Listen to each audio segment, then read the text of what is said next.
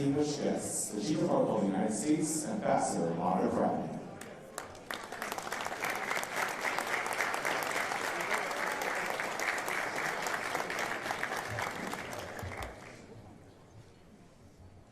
Well, good evening, Mr. President. It's such an honor to be here with you tonight. Ladies and gentlemen, members of the Cabinet, distinguished guests, I am Ambassador Monica Crowley, Chief of Protocol of the United States, and it's my distinct honor to welcome all of you to the State Department to celebrate the extraordinary talent, vision, and artistic achievements of the fantastic 48 Kennedy Center honorees, living legends, all of you. We gather tonight in the magnificent Benjamin Franklin Room, which is one of our most distinctive venues for diplomatic and ceremonial events. And we are so delighted tonight to share it all here with you on this very special occasion. We have a terrific program for you, so just please relax, enjoy the show.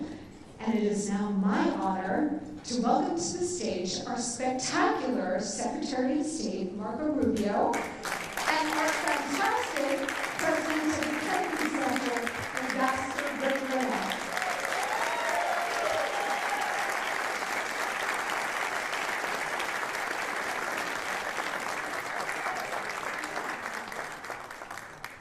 Thank you very much. Thank you, Mr. President. Welcome to the State Department. We love to have you here in this beautiful ballroom, and we're very excited about it. Of course, it's not nearly as big as one we're going to have in about a year and a half. But thank you for being here tonight. And it's an extraordinary honor to be here with all of you, to welcome you here to this room and to this place. One of the great American exports is our culture and our talent. It inspires the world. Honorees 5, when you include a group as well who have been such a internationally given America such prominence. They have represented our country well. It is one of the great things that we have done. It's one of the things that people don't talk about enough. They call it soft power. But what it really means is the influence of our culture and the influence of our talented people and how it inspires people around the world. In many cases, the first thing that people learn about our country is through our culture, through our entertainment, be it our movies or our television or our music or our musicals or our bands or our actors. And so we are grateful and honored to be able to host this event tonight on the eve of tomorrow's ceremonies and tomorrow's celebration of this incredible American talent, and to partner, as has been done for many years, with the Kennedy Center, which is under extraordinary new leadership. You guys are doing a phenomenal job, both in fundraising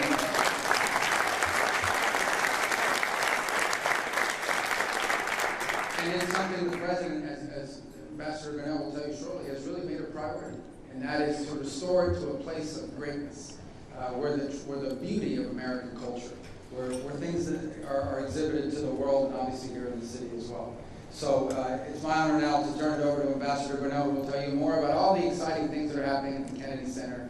So thank you so much for being here tonight, and thank you for the opportunity to host this. Thank you.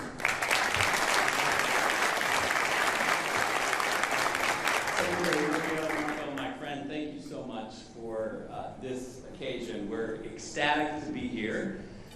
It is true that President Trump not only helped the Kennedy Center, but I have to tell you, he saved the Kennedy Center. From the moment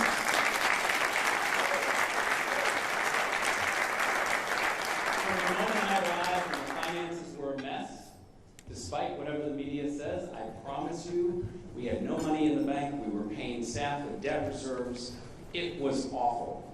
And on top of that, the deferred maintenance was criminal over the years. I brought President Trump over. I showed him. He's an expert on building, if you don't know that. And immediately said, what do you think? What are we supposed to do with this? Are we supposed to pour more money into this? And I said, sir, I gotta be honest with you. Our engineers, our building people have said, this is so far past, we need to tear it down and start over. And the president said, nah, I can give you some money.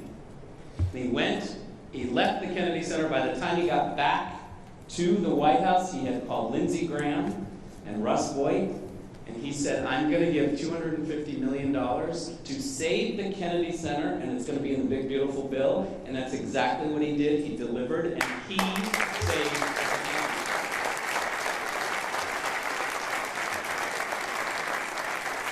Never a big story when things are neglected, but the Kennedy Center was neglected. It needs to be a place of bipartisanship. It needs to be a place that we come together and we celebrate together, and we don't care who you voted for president. You sit, you watch amazing shows like Les Mis.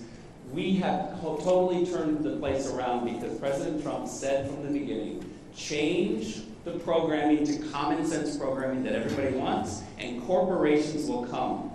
Mr. President, this is exactly what happened, and I'm here to tell you, we have the biggest haul we've ever made for the Kennedy Center Honors. We just brought in $23 million for the Kennedy Center Honors tomorrow night. That is almost double what they did last year. And that is all because people want to come. President Trump makes it a priority. And he is the one who gave us the vision to change the programming, raise the money, bring in the corporate dollars. Now, I have to be honest with you. I'm really thankful that Delta, Boeing, and CBS are here because you are our top donors. Thank you for all of your work.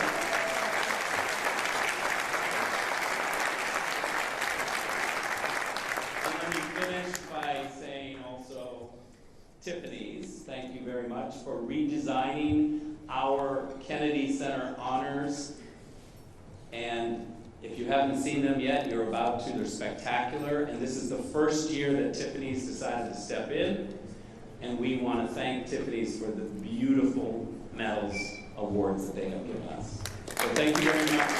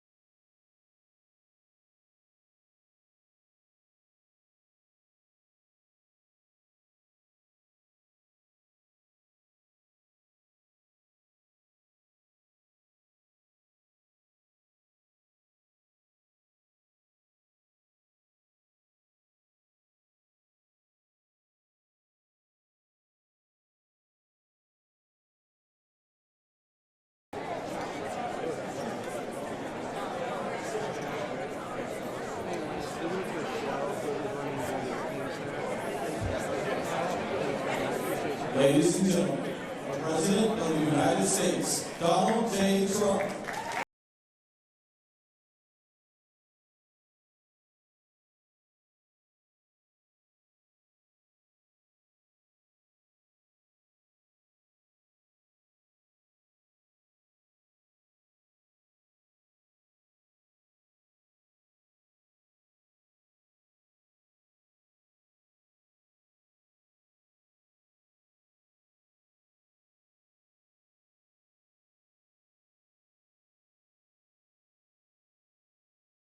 Great group this is.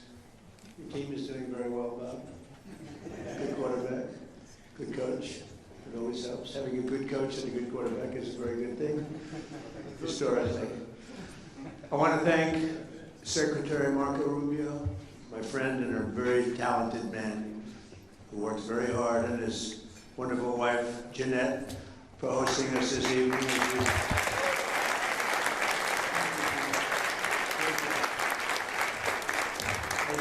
celebrate the 2025 Kennedy Center's honorees, and they are great honorees. Sylvester Stallone.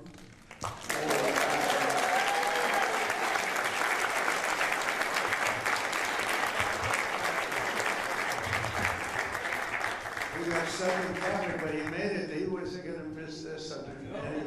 We heard he was walking up. I said, okay, now we can start. You look great. Thank you both very much. Jennifer, thank you very much. George Strait.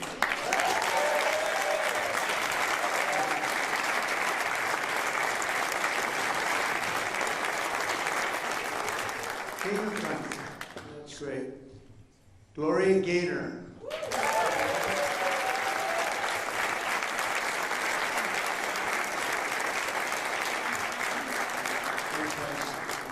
So well. Thank you very much, Gloria.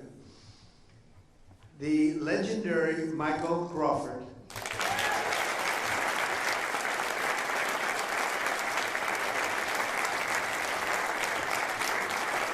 Thank you, Michael.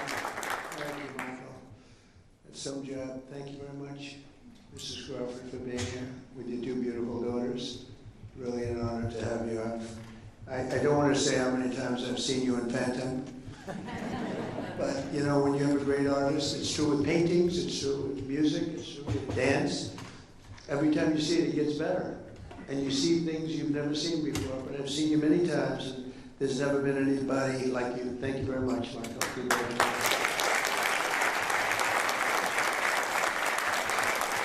And the truly legendary rock band Kiss. Thank you very much.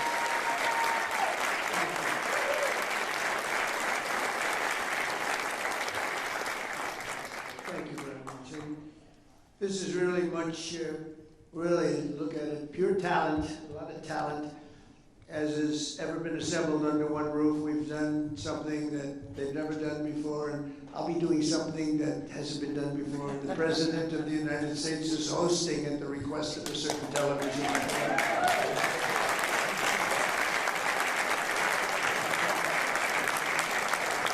And I'm doing it because I feel it's very important that we all get out and do something. And if that can make a difference, that's tremendous. But we have such wonderful people, and I don't mind doing it. But these are some of the greatest of all time, and congratulations to all of you. And thank you very much to Tiffany and Company. They've really done a beautiful job with the medals. And I want to thank your beautiful families, every one of you. You brought large numbers of your families here, and we appreciate that. And they appreciate you, I can tell you. A very special thanks as well to our terrific Kennedy Center Board of Trustees, along with Executive Director Rick Grinnell. The Board of Trustees has been amazing. It's got to be the hottest board, or I don't know, the Supreme Court is pretty hot. I would say the Supreme Court, the U.S. Senate, the NFL Owners Committee, I think that's pretty good too. But I think the board of the Kennedy Center is turning out to be, we have so many people that want to get around, so many enemies now because they want to be on the board. And so we can't have But Rick, you've been fantastic, and Ambassador Sergio Gore is now going to India. Good luck. We'll never see you again. 1.5 billion people. Think of that. 1.5 billion. Can you handle that, Sergio? I think you can. You can handle anything. But you're going to be dealing with a very special leader, as you know, a friend of mine, and you're going to do very well. He's very happy that you're going to be the ambassador, so good luck. You're going to be making your journey in 2 weeks. Good luck. I may never see him again. So sad. Also, I want to thank Secretaries Howard Lundick, Doug Burgum, FCC Chairman Brendan Carr, my daughter Tiffany and her wonderful husband Michael, and so many other distinguished guests. We have so many people here, senators. We have other secretaries, and I'm just seeing some of you in the crowd. You are a good-looking crowd. I also want to thank everyone here tonight who's so generously supported our effort to restore and revitalize the Kennedy Center. It was in rough shape to a lesser extent, but the White House was in rough shape. You know, we're bringing the White House back room by room, they sort of laugh when they say, well, the Lincoln bedroom, we had to fix it up. It wasn't looking too good. We fixed it up, leaving it the way it was, but fixed up. It's in tippy-top shape. You know, I always used to say, it's got to be tippy-top. But you had a lot of other presidents that weren't into that. I've always been into it. The Oval Office has reached a new level. The Cabinet Room, everyone wants to see the Cabinet Room, and it's so beautiful now. We took some of the paintings that were downstairs in vaults. They have big vaults. They have 2,000 paintings, over 2,000. We have great curators, 7 of them. And they love the place. Some of them have been there for 40 years. And if they don't like you, you don't get the painting you want. You don't get the Declaration of Independence brought up into the Oval Office. A couple of other presidents suffered without it because they said, not going to be able to do it. But they've been great. But we have tremendous artwork being brought up and has been brought up from the wall. So it was sitting for 100 years, 150 years downstairs under the White House, and now we have it on walls throughout the building. Those walls, before we put them up, we make sure those walls are in perfect shape. I say, you got to make sure these walls are up before you do anything. And we've done a lot of work. We've redone great marble floors that were beat to hell. We've done not good floors that were out of 1-by-1 boxes from certain stores that are not very good. They shouldn't be there. Those floors should not have been there. And we've replaced them with the most beautiful marble, statuary marble. They call it in Italy statuaria, great white and black marble that forms Greece and big parts of Italy. And Italy, during a time when Italy was extremely strong, and Greece, when Greece was Greece, and they had that, and we now have that in the White House, replacing 1-by-1 tiles that were not good. But we've fixed the White House, and we've fixed the Kennedy Center. The Kennedy Center has some work to be done. We've worked very hard on it, actually. I spent a lot of time there with contractors. I mean, I go around, I have 2 jobs. I have a construction job, which is really like relaxation for me, because I've been doing it all my life. But we're fixing the Kennedy. I said, you need a new roof? They said, sir, there's a lot of water coming down. You know, they didn't know. You need a new roof. It's been there for like 45, 50 years. And we're doing everything. We're doing brand new air conditioning. Carrier's been so incredible. They made a donation, a big donation on the ballroom. We were bidding out the ballroom, and Carrier came along, and they said, sir, we'd like to contribute the air conditioning for the ballroom. It was like $17 million. It's a lot of air conditioning and heating. And a great steel company came along and said, sir, we'd like to contribute the steel. That's a big steel, that's a big account. And we had Caterpillar Tractor come along and said, sir, we'd like to contribute all of the tractors, all of the excavation equipment, and all of the lifts and generators and everything else you have in the ballroom, because it's a lot of very complex equipment that you wouldn't think of. So I want to thank Caterpillar and others. Others are going to be made public, but they've really been very gracious, and we're having the same thing happen at the Kennedy Center. They view it as a very important thing, and we have marble experts, some of the greatest marble people anywhere in the world, and they're taking this marble that was in such bad shape that everyone said, we have to rip it down, we have to take it down. No, the marble's great, big, beautiful slabs. You don't get them like that anymore, it's very hard. Giant, they call them the giant slabs, they don't make them. But with tender, loving care, and I always say, remember, if you take 1/100th of an inch off the top of the marble, you have brand new marble. People don't know that. They see the marble and they say, oh, the marble's stained or the marble's gone. I say, no, no. If you go just a little bit, if you take just a little bit of that skin off and you get it down, it's called grinding, you grind it down just 1/100th of an inch, you have a brand new slab of marble. And you've saved a little money, to put it mildly, like millions. The marble job is going to cost $59 million. They thought we had to take all the marble off the building and replace the marble with new marble. It's going to cost we had prices from 59 to 75 million. I think I'm going to spend $1 million, have it made beautiful. And what you replace it with was not nearly as good as what we already have. So it's sort of, I don't know, I like to tell you those little construction, because we talk politics all the time, and I like politics too. I said to somebody the other day, am I a better politician or construction real estate person? And they didn't know how to answer that question. I'm not sure how to answer it either, if you want to know the truth. But I actually get great relaxation out of fixing the White House, fixing the Kennedy Center, and it takes a little time, but not really, because it's time that some people want to rest. I don't really want to rest. I want to do things, and to me, it relaxes me. It's really almost better than resting. And we're bringing these places of great distinction, we're bringing them back, and the Kennedy Center is going to be incredible. Within 10 months, I mean, you're going to see, we've already done tremendous amounts of work, but within 10 months, you're going to see something that you'll really be amazed at. You know, one of the things with the Kennedy Center, because this is really honoring that tonight, but the sound is great. And if you don't have good sound, Lincoln, I don't want to say anything bad about Lincoln Center, but they've had a lot of problems over the years with sound. A lot of you, some of you on that board, they're here tonight. There's a very distinguished board also. But as you know, they have at Lincoln Center, they have a sound problem, and they've rebuilt one of their great buildings because the sound was always bad, and they can't get it right. They can't get it right. It's a very hard thing to do. There's a little luck to that, you know, you have to be a little bit lucky. And some of the greatest opera houses in the world in Europe were built 200 years ago, 300 years ago, and they had no sound engineers in those days, but they did have a lot of marble and stone. And marble and stone make really for great sound. I see we have Gloria, we have Kids, we have George Strait, we have, think of it, we have the great Michael Crawford, and they know what I'm talking about probably better than anybody else in the whole world.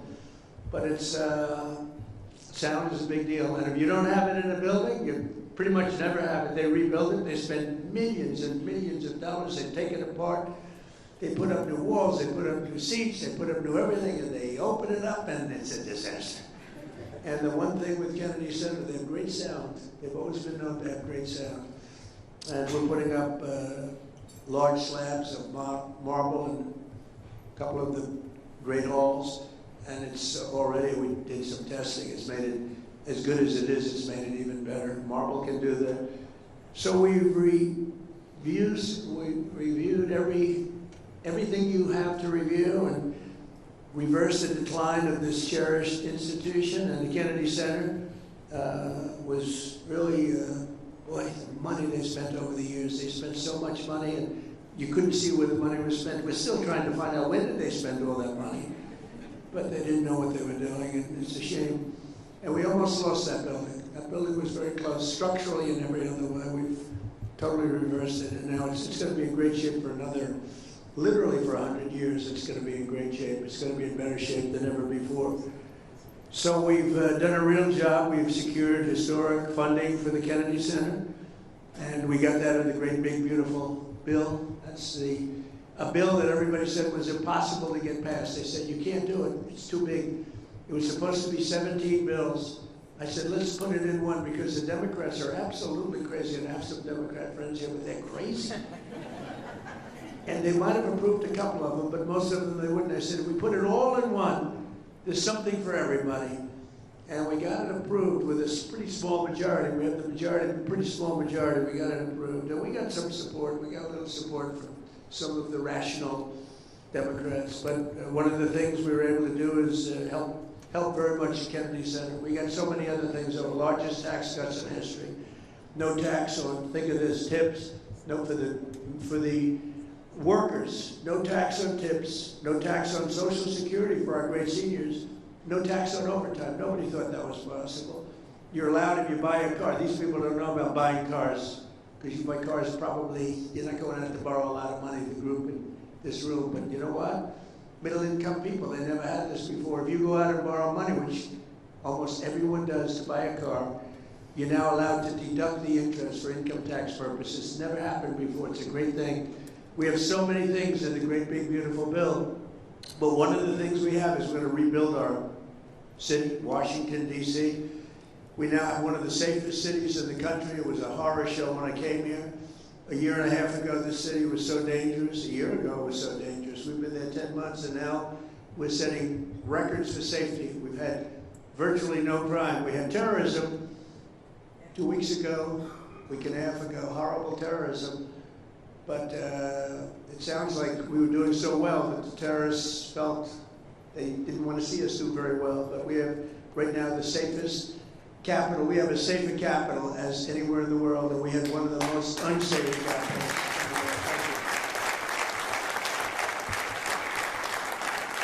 And I walk through the White House and I'll see especially young women say, "Sir, thank you very much." And I know immediately what they're saying. They're not thanking me for the 8 wars that we've stopped. They're not thanking me for even the tax cuts or any of the other things we've done. They're thanking me because they can actually walk to the White House. They feel safe now in the city.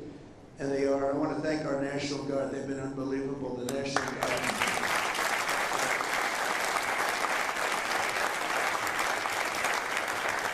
Chrissy and John Holman and all the people that work so hard on that. And as you probably noticed, we just went into New Orleans, and we went into Memphis, Tennessee. And we went in a light way because we have a lot of opposition there with these people. They want to have crime. I mean, it's the craziest thing, Chicago.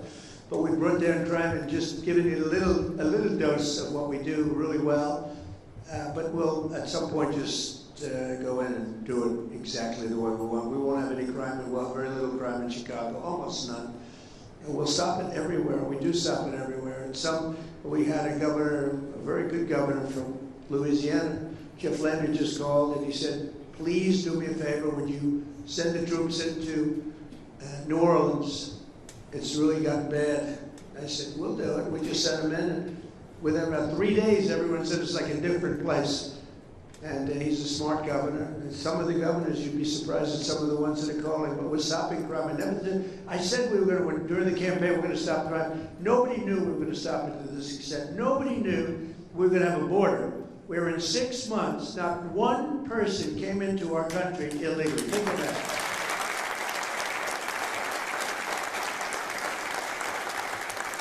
We went from the worst quarter where millions and millions, 25 million people over the course of the 4 years came into our country, many from prisons and gang members, drug dealers, mental institutions. They came into our country, getting them out. We have to get them out.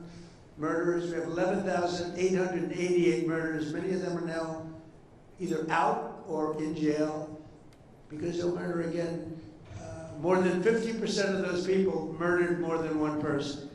But we took a very strong stand, and people are really liking it. And by the way, drugs coming into our country by sea, down 94%. Okay? Down 94%. And I'm trying to figure out who the other 6% is, because frankly, I think they are they gotta be the bravest people.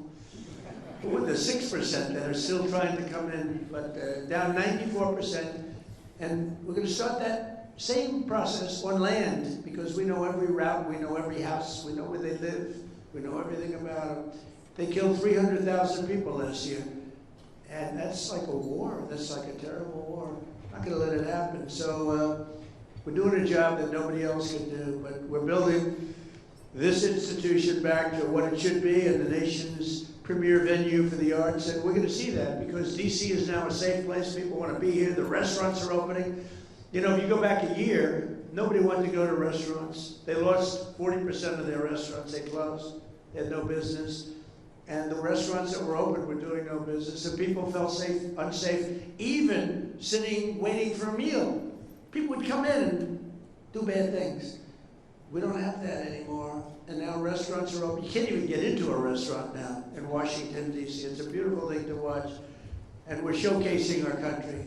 And we're always going to have it, because the capital of the United States of America has to be a safe and beautiful place. And we're fixing it. We're fixing the roads. We're removing the graffiti, one of the most beautiful marble you've ever seen. We're removing granite.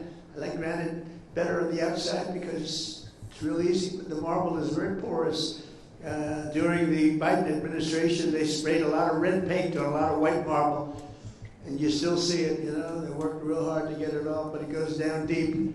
It's a disgrace what they were allowed to do.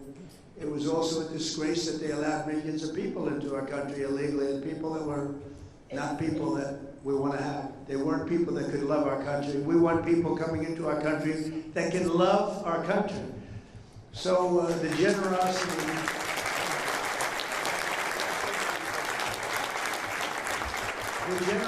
of so many outstanding donors, and Rick mentioned some of them, but we've had so many people that just are so generous. It's been really incredible. And as you know, this is America's 250th anniversary. So we have all of these people, and next year is right around the corner. And that's going to be big. Then we have the World Cup coming, and we have the Olympics coming. And you know, I got the Olympics, and I got the World Cup. I cannot take credit for getting 250 years. That was just, we sort of lucked out. I tried to do that, but it didn't work. We lucked out, but 250 is going to be incredible. In fact, we're having, on June 14th, we're having a fight. All of the greatest champions in the world, the UFC fight, they're building an arena in front of the White House, if you can believe it. Then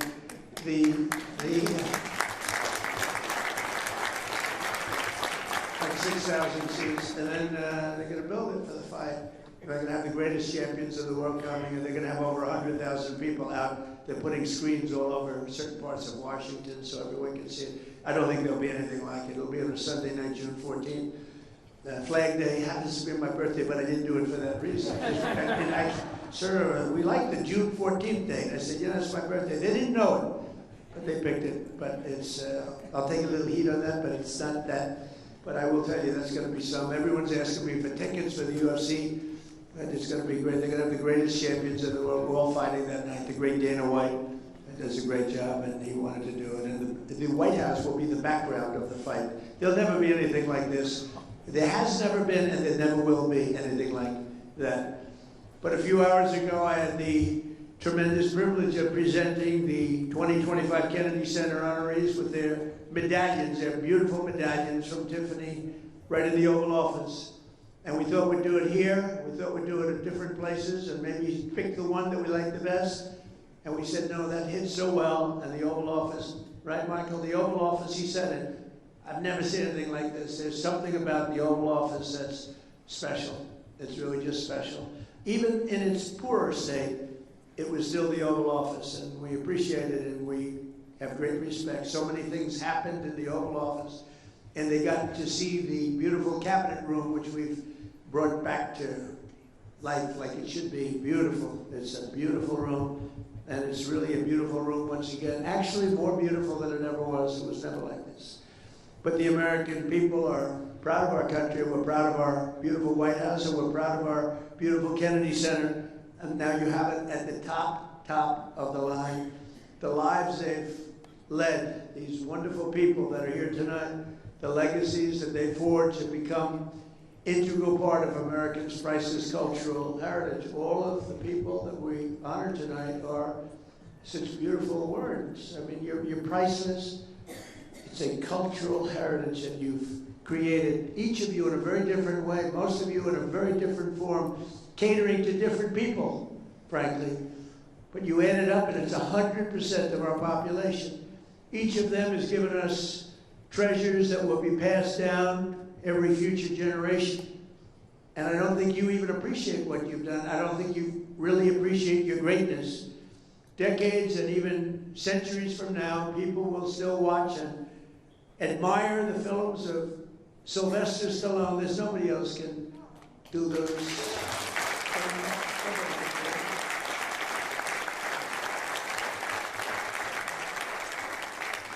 You know, when he started Rocky, he had no money at all, and he had nothing. He had a car that barely could, you know, he left New York, I think a place called Brooklyn, right? Brooklyn, good place, a lot of good people come out of Brooklyn, but he got that car to just get him there, and he stayed in his car, and he slept, and he wrote this script called Rocky, along with about 20,000 other people. Everybody writes a boxing script, right? But for some reason, they loved it. And Sly didn't have 10 cents, had nothing. And they offered him, like, a lot of money. They offered him, I think, $500,000, some number that he never even thought was even possible. And he said, no, I don't want it. I want to make sure that you're casting the right person to play the role. And they said, well, we have stars. So they brought in stars. But the stars didn't have good bodies. They were flabby. They were not good boxers. And Sly would look at some of these guys, big names. He was intimidated in one way, but then the other way, he said, that guy can't play the role. And we won't say the names of the people, but they're really top actors. And for some reason, here's a guy that had no contacts, no anything, but they loved this one studio in particular, loved the script. And they were going crazy over it. And they brought in the top people, and Sly said, let me see your box. And they just have a guy, and see, he can't play the role. He had a lot of flab around the upper chest area. It's supposed to be solid like a rock. And then they brought in another one. And finally they looked at Sly and they said, oh man, you're in good shape. You think you can play the role? He's not playing the role. I'm not going to let somebody else play it.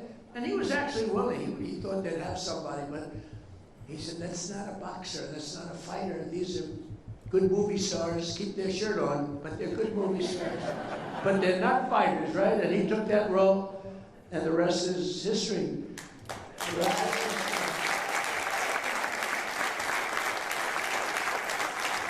Think of it, how many people would turn down, a tremendous, enough money, he probably thought he could live for the rest of his life. He probably could have if he had to. But who would turn down that kind of money? And he did it. He didn't want to have anything to do with it. He wanted it to be right. And who would then think of it as, isn't it just about the largest grossing movie? It's like, there's never been anything like it. Rocky, the whole Rocky series, it's been incredible. And then you had a little thing called Rambo. I loved Rambo, Sly, I'll tell you. I loved Rambo. I got to watch Rambo one time. I said, I wonder what this is all about. I went to a movie theater a long time ago when I used to go to movie theaters. I'd like to go again. I loved them. I loved the popcorn. And it was Rambo. I knew nothing about it, but I liked Sly.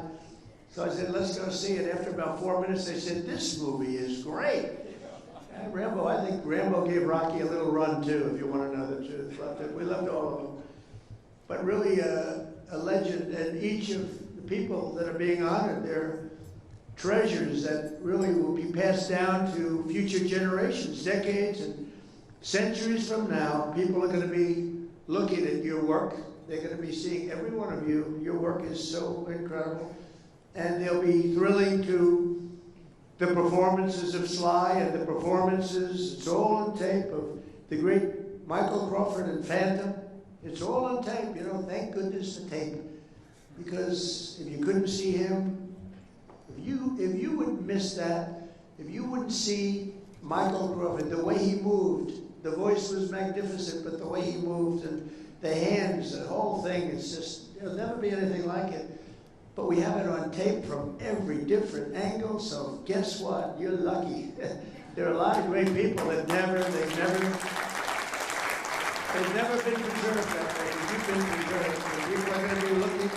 People are going to be watching that and comparing in other plays and in other forms and other venues. They're going to be looking and comparing others to you. And I don't think they're ever going to find anybody like you, Michael. Okay? I know something about that business. I don't think they'll find anybody like you. The look, the movement, the whole deal, and then the voice, right? The voice, that beautiful voice.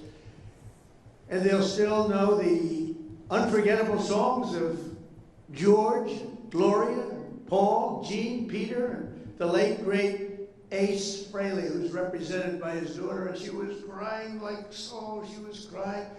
And all that meant to me is one thing, she loved her father, right? She loved her father.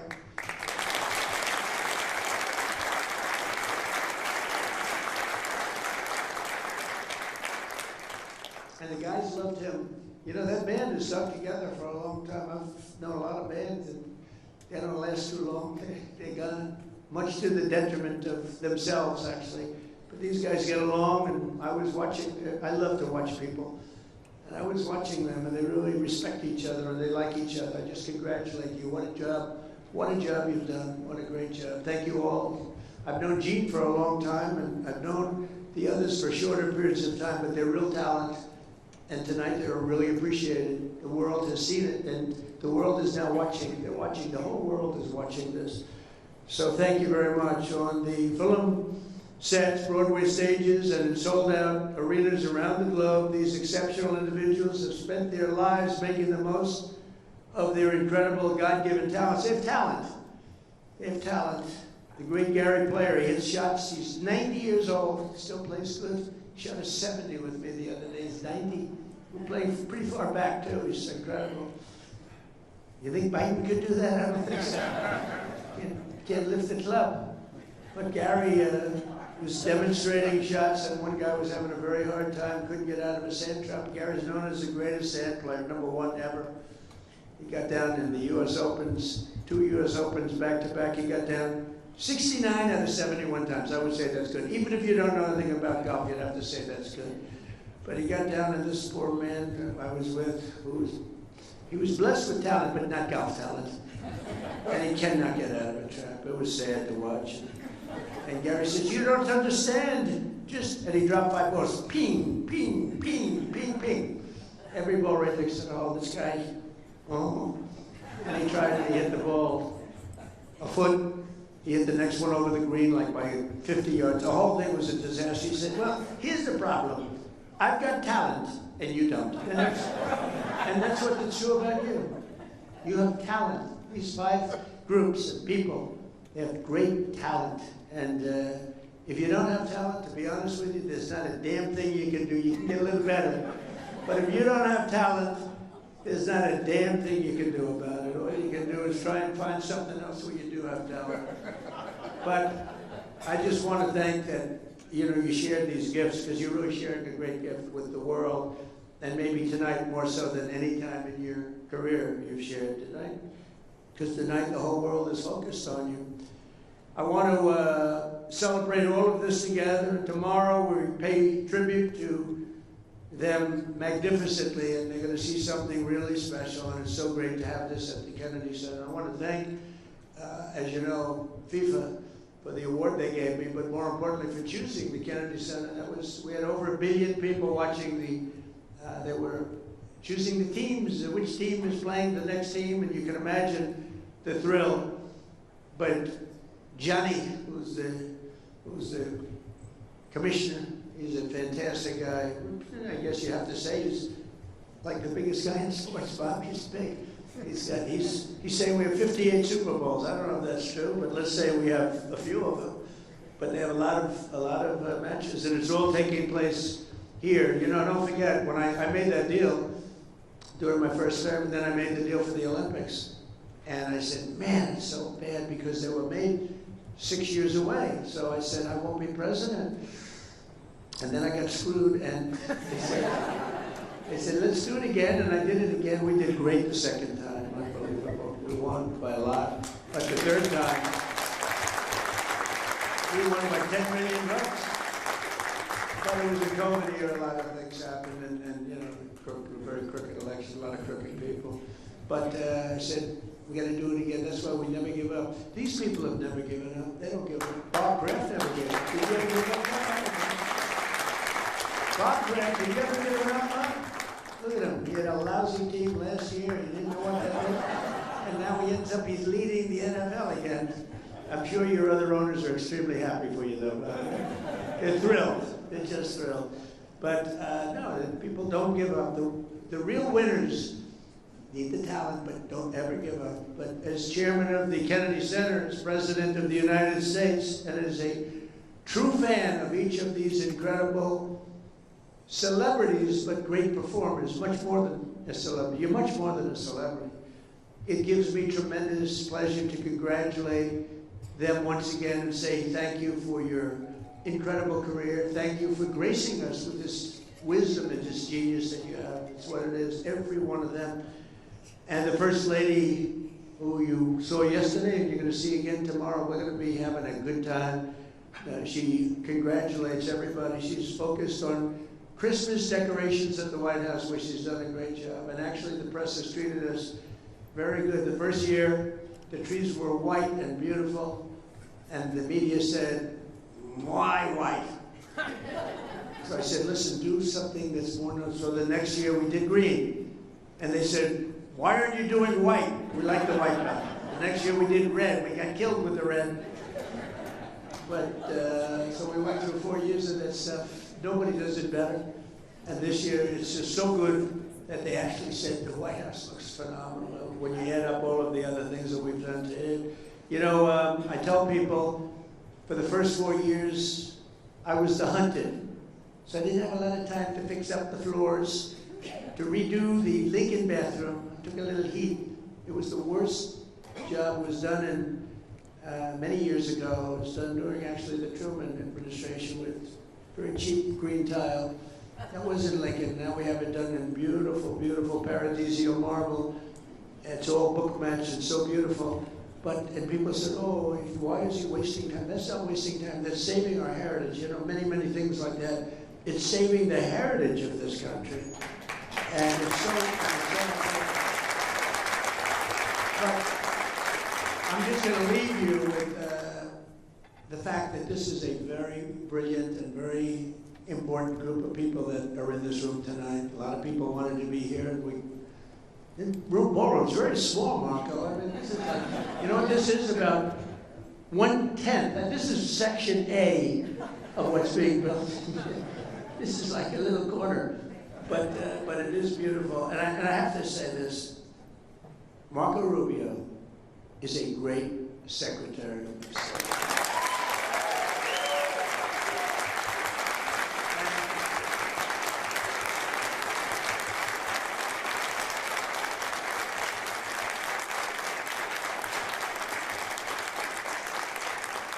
And I think he's going to go down as, you know, we've had some good ones, we've had some bad ones too, real bad ones. We've had some real dummies and some real brilliant, great ones. I think Marco, if we keep going like this, he's going to go down as the greatest Secretary of State in the history of our country. So Marco,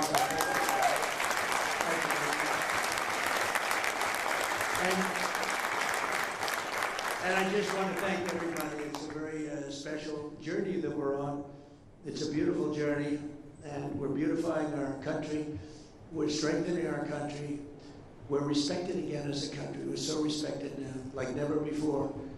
And whether it's Europe, Japan, I mean, every one of them, they have tremendous respect. They used to laugh at us not long ago. A year and a half ago, they were laughing at us, and they're not laughing anymore. They respect us like they've never done before. Thank you very much, everybody, for being here. It's a great honor to have you. Thank you.